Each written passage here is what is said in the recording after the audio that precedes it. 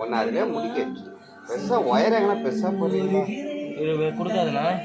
But நான் அங்கேயும் வந்துட்டு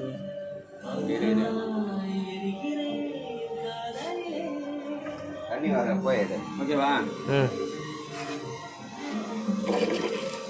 யார் கூட கொடுங்க, யார் கொடுங்க, நார்மலாக கொடுங்க, நார்மலாக கொடுங்க. அதை வை பார்க்கலாம். அப்படியே இந்த வை தண்ணி எடுக்குது. அதை எடுத்து பார்ப்போம். இங்கே வை, டப்பா வை போடனா போட ஃபஸ்ட்டு எடுக்குது. அது அது பிக்கப் மட்டும் கரெக்டாக போகுது. அதுக்கப்புறம் தண்ணி ஊற்றினே இருந்தால் வந்துனே இருக்கும்.